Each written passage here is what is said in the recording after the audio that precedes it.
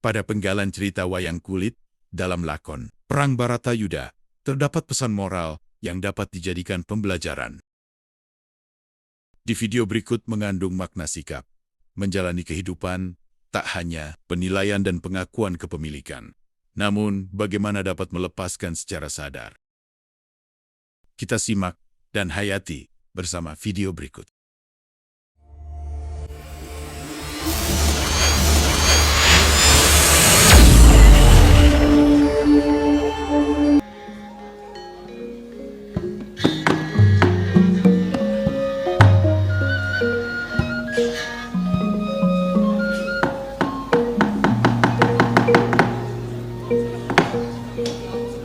Nuwun amit pasang kaliman tabi tinebina ngila duni dumawaing tawang tuwang anak Prabu sampun kinten ingkang bapa ngurumiyini dhateng wasisaning nata Ngastina menika babar pisan boten namung ngandatosaken gumun raosing manahipun ingkang bapa ing kepatihan kula nuwun sewu nggih wiwit purna tumapak ing Bratayuda sedinten kala wau jengandika anak Prabu ngempalaken sangganing para pinisepuh para senopati para tamtama bintara sedaya aglar wonten ing pesanggrahan Bulu Pitu nglempaking para wadyabala menika boten sanes kejawi namung kepingin sanget nyadhong dawuh timbalanipun Paduka anak Prabu ing Ngastina nanging sabab menapa dene Paduka samangke sampun kepareng lenggah tumunten boten enggal-enggal paring pangandikan nanging malah katingal sungkawa telenging penggalih Paduka anak Prabu ing Ngastina kula nuwun sewu nggih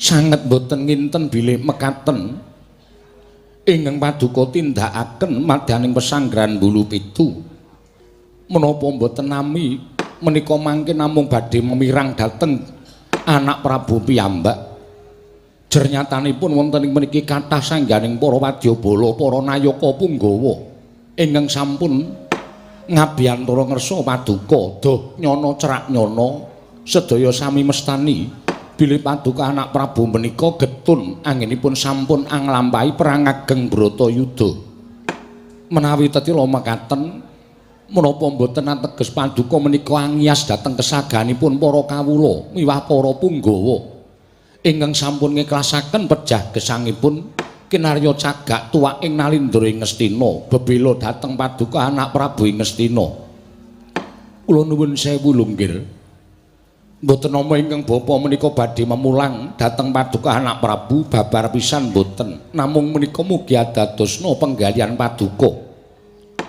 kempaling para wadyabala para senopati Nalindra Suruhan menika estunipun sampun nggumolongaken tekad nedya mbebantu dhateng Paduka anak Prabu nanging menawi lajeng Paduka nggadahi sloga ingkang kados mekaten menapa mboten nama Paduka menika sami kemawon mboten nganggep dhateng kesaganipun para wadyabala para nayaka ingkang sampun sagah pejah wonten ing madyaning Bratayuda namung anggenipun tresna kaliyan Paduka anak Prabu ing Ngastina nggih anak Prabu Duryudana upamiya kepareng kawedharing kathah menapa teng ngandhanyari sungkawan ninggali nanging menawi wadi tumraping para kawula para wadyabala monggo kula dherekaken manjing saklebeting pesanggrahan tuwin pakuwon pepanggihan catur nitra kelawan ingkang bapa ing kepatihan menapa ing Paduka dawuhaken sakmangke badhe kula wratakaken dhateng sangya para wadyabala miwah para nayaka nggih anak Prabu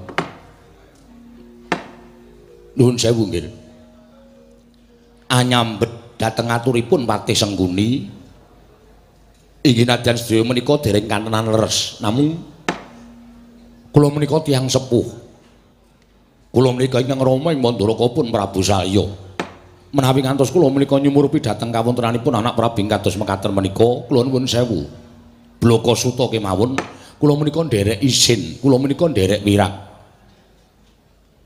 leres kendikanipun Patih Sengkuni doh nyana cerak nyana sami mestani yen to anak Prabu Ngastina menika getun nglampahi Bratayuda turun sewu menawi dipun getuni ingkang dipun getuni mapan wonten ing pundi Menawi jenengan dika menika gela, gelanipun ingkang pundi kula badhe nyuwun priksa. Menapa sami anggelani anggenipun kathah para senopati ing sami gugur wonten ing madyaning pabaratan. Menapa jenengan dika gela krana kathahing para kulawarga Sentana, jenengan dika anak Prabu Ngastina ingkang samya kapupuh ing rana Madyalaga satemah gugur wonten ing peperangan Bratayuda. Menapa jenengan dika anak Prabu gela perkawis bondo donya ingkang pinten-pinten cacahipun mamprung kinarya ragating peperangan. Nggih. Ngibaratipun sekul ingkang sampun dados jenang boten badhe wangsul dados sekul malih ingkang sampun kelampah inggih kedah dipun lampahi. Ingkang sampun kelampah kedah dipun dadaki kanthi jiwa satriya. Menawi lajeng dinten-dinten namung kinarya sungkawa kados mekaten menika kala wau kula nuwun sewu. Bratayuda menika mboten rampung menawi namung dipun lambari rasa sedih. Bratayuda menika mboten badhe rampung menawi jenengan dika namung nilar perkawis menika kanthi atawang-tawang waspa. Ning Bratayuda menika kudu dirampungi nganggo jiwa satriya, nyadada endi dada.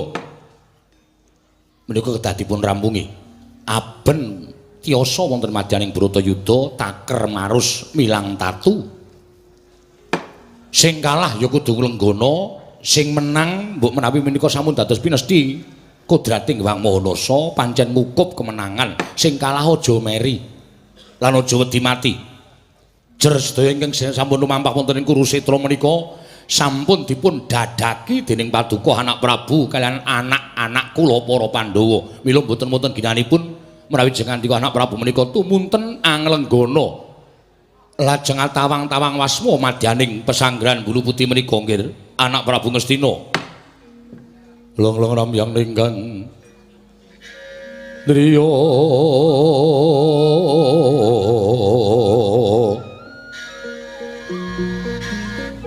Lirwang Candra katawengan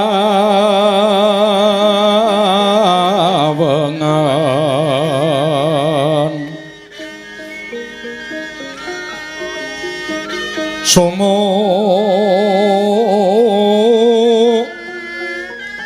ing dias katuritan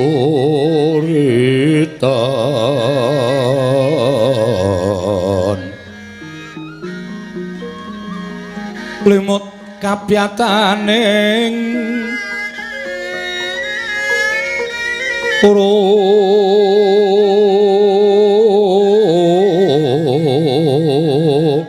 ojit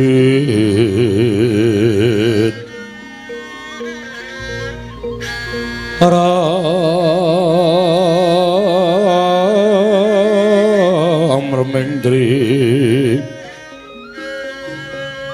Yoma nawum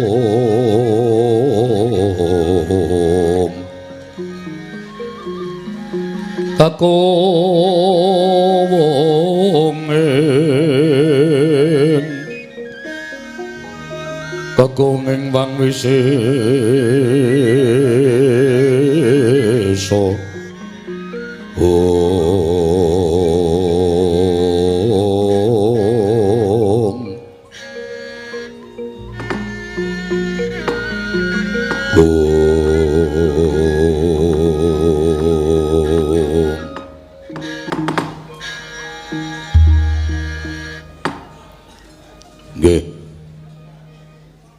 Sumangga anggenipun badhe sami memoyoki dhateng Punduryudana. Kula borongaken. Sumangga anggenipun badhe nyacat dhateng kula. Kula mboten badhe isin, kula mboten badhe wirang. Nanging panjenengan ora ngrasake kaya sing tak rasake. Para sepuh ing sami jenengi madyaning pesanggrahan menika mboten ngraosaken kados ingkang kula raosaken.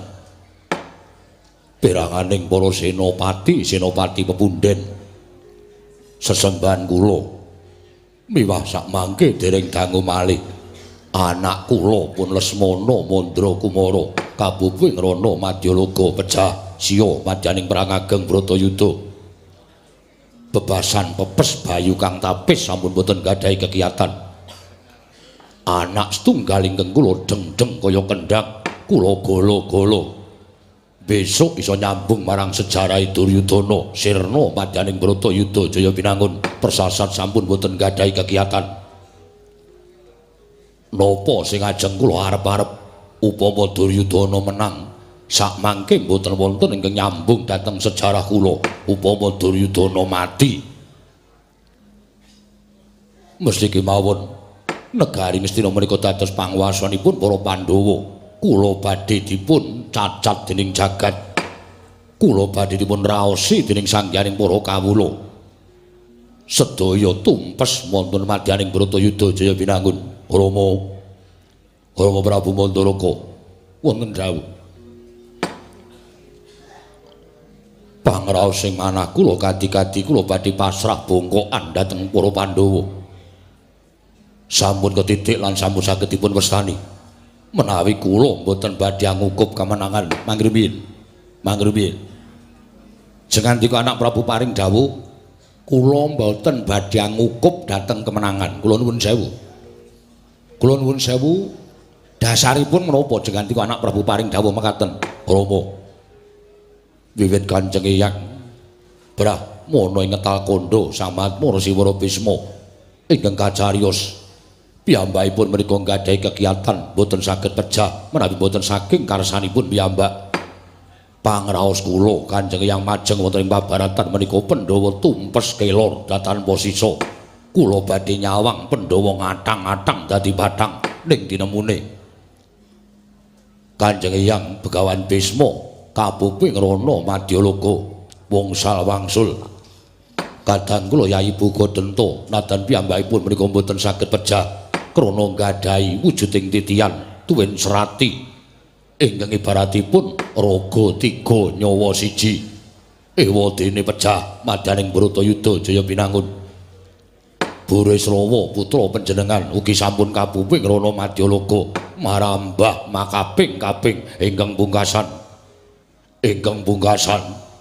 anak kula Lesmana Mandra Kumara ingkang mestinipun kedah gesang sabab piyambakipun kula golo-golo nyambet dhateng sejarahipun Duryudana ewadene sak mangke sampun kantun nami Lesmana pejah madyaning Bratayuda Jaya Pinangun samenika kula aturi menggalih kula nglakoni perang menika kula goleke sapa wis ora ana sing kula goleke kamukten wis ora ana sing kula goleke kanikmatan mergo anak kula lanang siji pun boten wonten iki kula ngertos kula mangertos nggih. Kados wutita raosipun dene jengandika anak Prabu Ngastina paring dawuh ing mekaten lan kula saged ngraosaken kaya ngapa to rasane wong kelangan anak menika kula sampun saged ngraosaken amargi nalika Burisrawa kapuping rana Madyaloka kula ugi sampun mangertos kaya ngapa rasane wong kelangan anak. Namung kula nuwun sewu lho nggih. Bratayuda menika ngibaratipun sampun dumugi wonten ing tengah-tengah. Ngibaratipun tiyang nyabrang lepen menika sampun dumugi wonten ing tengah. Mundur ya klebus, maju ya klebus. Menawi jengandika anak Prabu Ngastina menika tumuli mangke badhe mundur saking paperangan amargi krana panjenengan sampun kecalan dhateng putra pun Lesmana Mandra Kumara menapa boten saya saru pocapanipun. Menapa boten saya ambebangeri ngibaratipun jengandika menika nyiprati rah letuh dhateng pasuryanipun para sepuh ingkang sami ambilani dengan jengandika anak Prabu Ngastina. Nggih. Mila ingkang sampun sak mangke sampun ngantos dipun penggali. Amargi nuwun sewu, wongsal wangsul kula matur petungane wong perang menika namung werna loro, menang apa kalah, mukti apa mati menika. Dados menawi jengandika anak Prabu Ngastina menika milih margi sarana peperangan inggih kedah dipun dadaki kedah dipun jajaki tegesipun kedah dipun nadepi sampun ngantos menapa ingkang kelampah wonten peperangan menika ndadosaken jengandika anak Prabu tumunten mundur saking peperangan. Waduh nyuwun pangapunten kados menapa mangke wiranging Nalendra Ngastina. Kanjeng Rama mila samangke babagan perkawis menika sampun kantos dipun petang. Sing wis mati ya wis. Sing ingkang pun boten wonten inggih sampun boten sah dipun penggali.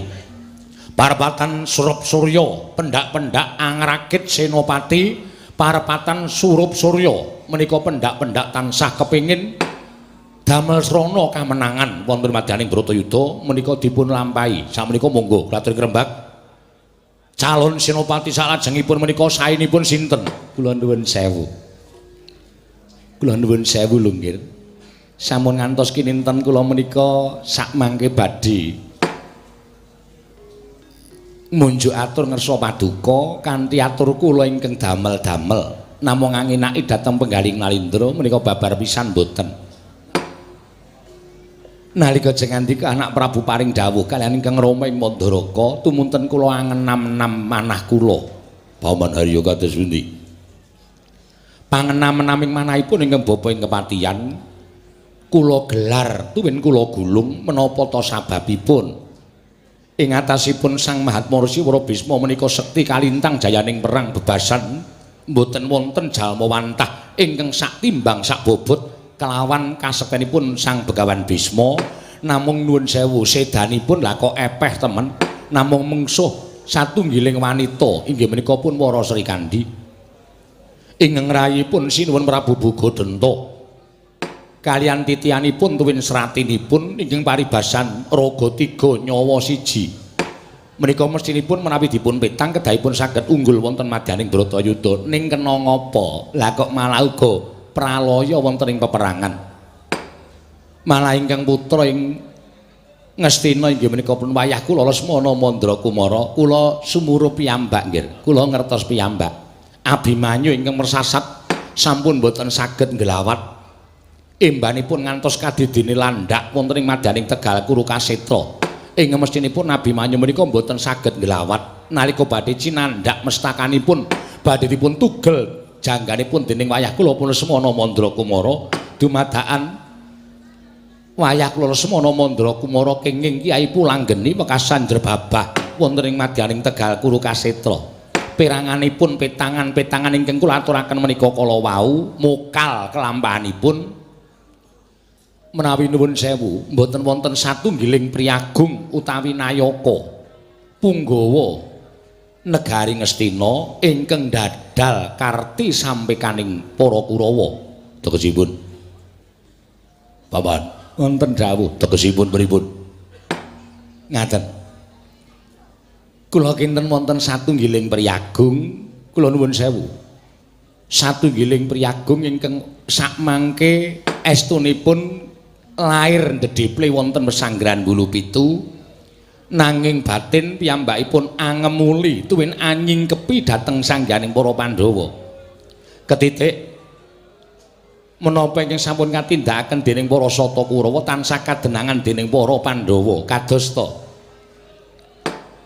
gelaring perang ingkang sampun karakit dening para Sata Kurawa miwah para sepuh ugi dadal awit saking kridanipun para Pandhawa tuwin kathah senopati saking negari Ngastina ingkang sakmangke dados kurban krana nuwun sewu mbok menapa wonten telik Mangendrajala inggih menika wujudipun tiyang-tiyang Ngastina ingkang sakmangke saestunipun tresna kaliyan para Pandhawa wekasan mentala ndadal karti sampekaning para Kurawa wekasan kathah senopati Kurawa ingkang sami kapuping Rana Madyalaga nggih anak Prabu Ngastina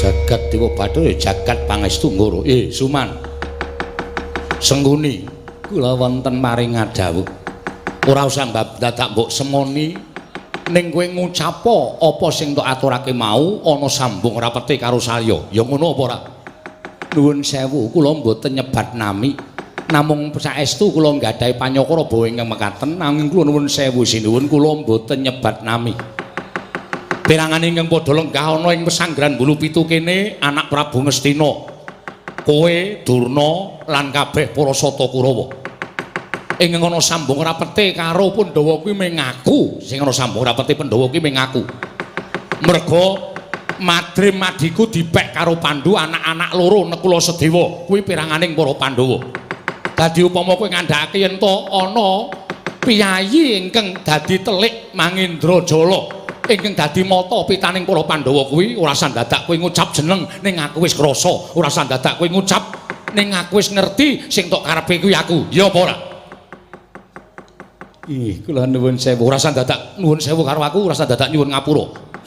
Mumpung iki kahanane kahanan peperangan, mletik sithik wae dadi kebrongot nalari para piyagung-piyagung Prabu Salya. Jroning tentrem wanci surup tekaning sesuk-esuk kuwi kanggo ngleremke rasa ngulah rasa sabar. Sesuk-esuk tumandang karya magut ana ing peperangan. Yen wengi iki kowe mletikke geni memungsuhan karo Salya, saiki ngene ora sandadak hitung-hitungan. Yen kowe ngarani karo Salya, yen to aku ki tok anggep sing tansah ndadal karti samping kaning para Kurawa. Tansah kadenangan dening para Pandhawa. Saiki aku tak takon karo kowe buktine apa? Buktine apa? Kowe aja ngucap yen to aku kuwi dadi wong tuane Nekula Sedewa. Kowe aja ngarani yen to aku tresna karo para Pandhawa ndadal karti samping kaning para Kurawa ki mergo aku kuwi wong tuane Nekula Sedewa. Yen ming dasar kaya mengkono mau satenane wiwit biyen teka saiki wong wis padha ngerti. Ning kabeh mau yen mung kandhek ana ing pengaran-aran mung kanthi dasar kowe menungso sing golek pendhok supaya ketok kowe matur ming pamrih entuk pengalembananing anak Prabu Duryudana. Saiki ora Pandhawa mungsuh Kurawa ning Salya mungsuh Suman. Padha-padha gerange, padha-padha tuweke. Ning tanganku tiba ning dasmu ora pecah dadi papat aja duntang Ratu Mantaraka.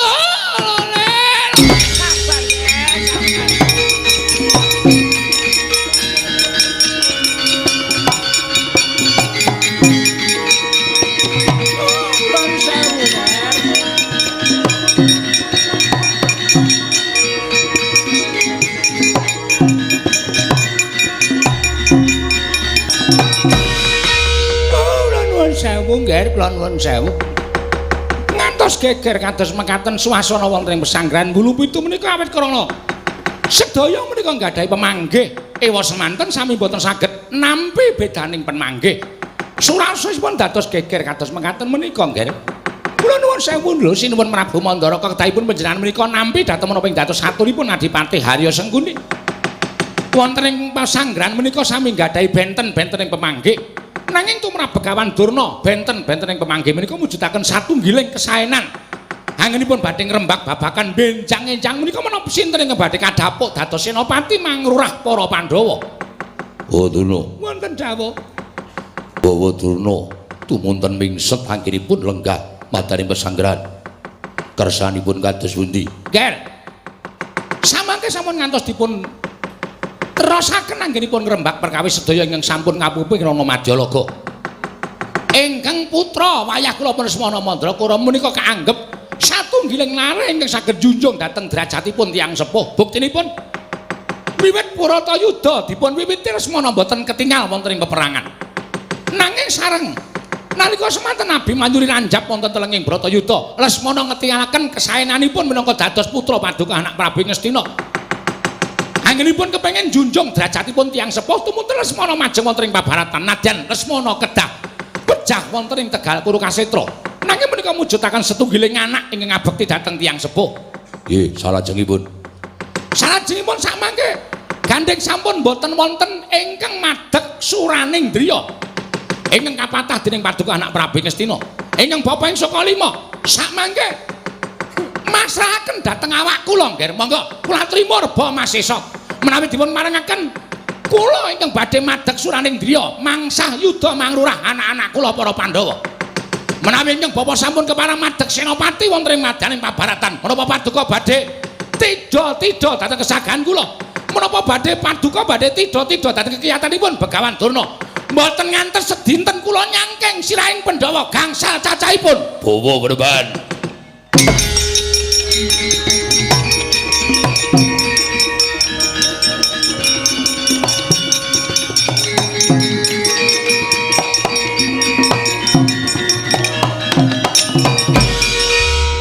Maturaken panuwun ingkang tanpa pepindhan.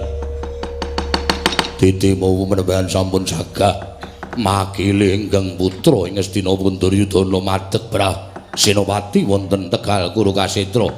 Apan menika dados kesagahan kula, Nger? menawi manggil lajeng benjang menapa anggen Paduka badhe tata angrakit gelaring baris madeg wonten ing pabaratan Kulur Kasitra.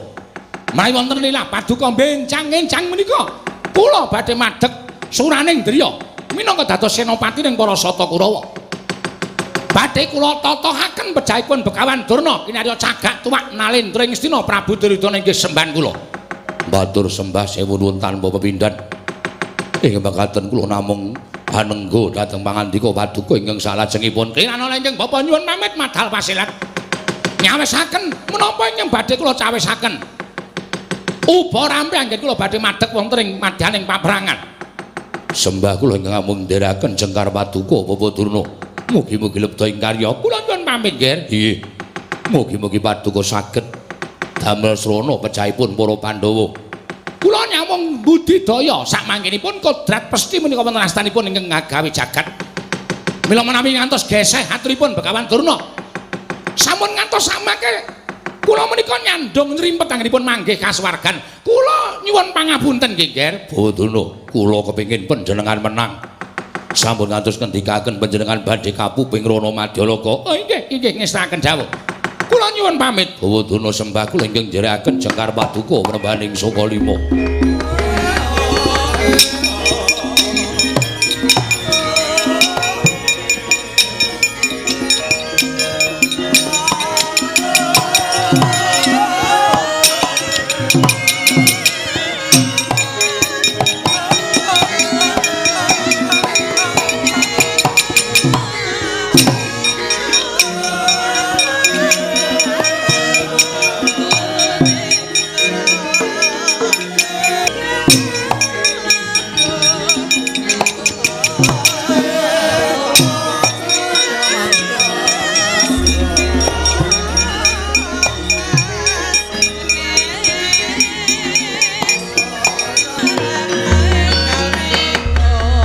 Astina Maha Prabu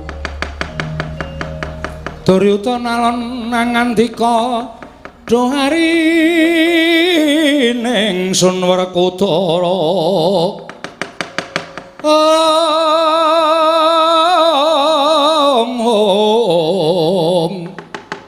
dohari ning Sun Werkudara den kapareng kene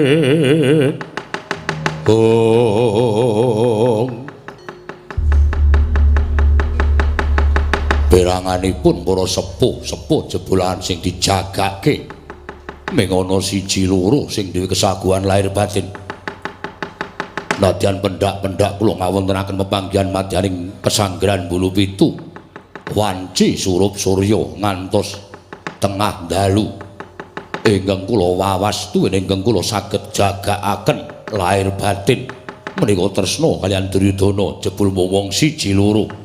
Liyane kula sebut gedabyah kokean cacah ngrebda tanpa guna. Kakean gunem ning ora ana gaweane, semago sing tanpa bukti. Kula mung nyuwun sedaya menika dadi kanca benggala ngadhep ratu ya ora mung kakean cangkem. Ning kudu ana kesaguhane ingkang ditindakake. Aja mung kakean omong. Ning nyatane ora ana. Kula nuwun sewu nggih. Dawaing sruning deduka menika estunipun dhateng sinten kula dereng saged tanggap kula dereng saged andungkap sampun malita Kakang Penemban Durna nadyan ingkang bapa ing kepatihan menika dipun paringi alilah madeg senopati kula mboten badhe selak kula tertemtu sagah ngendikanipun dados sabda pangandika Paduka anak Prabu Ngastina sampeyan mboten ajeng selak kenapa sampeyan ora matur kawit mau yen patih sengkuni sagah dadi senopati.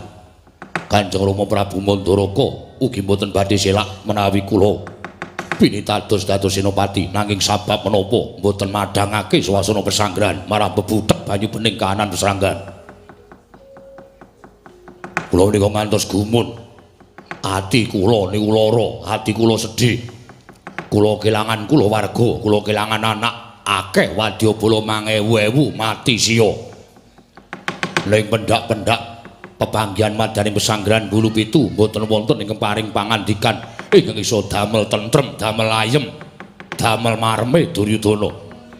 Kabeh mesti ngluputke Duryudana, kabeh nglerokke kula. Anggen kula sampun madheg wonten ing peperangan Tegal Kurukshetra. Napa kabeh lereking kelepatan menika wonten kula? Mestinipun ngaten. Liripun kados pundi Rama Prabu Mandura keparing dawuh mekaten. Nuwun sewu, menawi wiwit rumiyin kula ngemutaken dhateng anak Prabu Ngastina. Ngastina menika dipun palih dados kalih Pandhawa ingkang namung nampi sekali, panjenengan ampun nampi sepalih. Menika Bratayuda mboten badhe dados. Mergi kula menika ngertos watak wantunipun para Pandhawa menika tartemtu nampi peparing paduka. Ning gandeng nuwun sewu, kula mboten badhe anglokaken dhateng jengandika anak kula ing Ngastina. Nuwun sewu, piyai kathah sami nyebataken yen sampeyan niku ratu murka. Nalendra ingkang mendem karo kamukten, ratu sing mendem karo derajat pangkat bondo donya menika mboten wonten sanes kejawi namung jengandika anak kula ing Ngastina anak Prabu Duryudana. Rama Prabu saged paring dawuh ing mekaten. Dasaripun menapa? Sampeyan numpuk brana picis sakake-akehe. Sampeyan wis dadi ratu sugih bondo, bandu sugih bondo tegese sugih brana picis, sugih bandu panjenengan menika nalendra ingkang Ababala Raja. Ning nuwun sewu, namung dipun suwuni kamukten sekedhik kemawon kalian anak-anak kula para Pandhawa panjenengan nowel, panjenengan ora kersa maringaken wekasan kudu nglakoni pecah perang gedhe Bratayuda. Wong-wong sing ora ngerti kenthang ki muring lakon pojok pleret kahanan sami pejah wonten ing madaning peperangan. Senopati menika sami pejah madaning peperangan menika nuwun sewu nek kula walik dudu salahe sapa-sapa ning salah sampeyan. Ki menapa paduka paring dawuh mekaten. Nek sampeyan ora nganakke Bratayuda, sampeyan menehke negara Ngastina marang para Pandhawa, perang niki ora dadi. Dadi ora mung cukup nyalahke karo sing gerang-gerang ngene iki. Klaturi sabar nggih, klaturi sabar. Sengkuni menenga cangkemmu. Inggih. Pendak-pendak pepanggihan sing diluputke wong tuwa-tuwa, pendak-pendak pepanggihan sing diluputke wong tuwa-tuwa. Apa ratu kira entuk kleru? Iya. Nuwun sewu lho. Sampun kula wantun kalian panjenengan. Namung kula menika ngleresaken jejering wong tuwa niku jejeke barang sing bengkong. Benerke barang sing luput. Mula kula aturi ngonceki dhateng penggalih panjenengan piyambak, ngonceki karo lakon sampeyan. Nek sampeyan ora owel marang negara Ngastina, Pandhawa nampa separo, sampeyan mukti separo, turasing Begawan Piyasa padha mukti kabeh separo-separo, jagat niki tentrem. Sang Matsya Bisma isih sugeng. Anak kula Burisrawa isih urip, ingkang putra Lesmana Mandrakumara isih bakal dadi calon ratu negara Ngastina. Mang penggalih. Ning gandeng sampeyan milih perang merga owel maringake kamukten. Wekasan kudu kaya mengkene iki sing kelakon. Pirang-pirang panjenengan iso ngendikake pirang-pirang wadyabala mati mblasah kaya babatan pacing. Sampeyan sedih. Pirang-pirang nayaka Punggawa mati ana ing Bratayuda, sampeyan susah. Ning jane sing disusah iki dasarmu apa? Sing disusahke niku dasare napa kula tak takon. Wong kabeh punjering lelakon niku saka sampeyan. Coba Imam Menggalih. Punjering lelakon Bratayuda dadi menika saka Ratu Ngastina Prabu Duryudana, ratu sing malak, ratu sing serakah. Wekasan kudu dadekke korban pirang-pirang kulawarga, pirang-pirang nayaka, pirang-pirang Punggawa. Mboten. Menawi jengandika anak Prabu nalika semanten wonten utusanipun para Pandhawa inggih menika anak kula Kakek Prabu Ndarawati wis paring dawuh. Nganti dipun derekaken Jawata catur cacahipun ingkang sami dados seksi wonten madyaning perang ageng Bratayuda nalika badhe anjabel negari Ngastina. Sedaya mireng lho nggih, sedaya mireng. Koko Prabu, negari kula aturaken wetah dhateng para Pandhawa. Sedaya mireng. Ning bareng dewane oncat sampeyan ngendika pripun? Bareng dewane oncat sampeyan ngendika pripun? Aja kok separo, sak pro 4, sak pro 6, sak pro 16, sak pro 32. Sedumuk bathuk senyari bumi, negara niki ajeng kula totohi. Ngastina bali marang panguwasaning para Pandhawa ning kudu tugel tel janggane Duryudana. Kabeh niki mireng, nggih.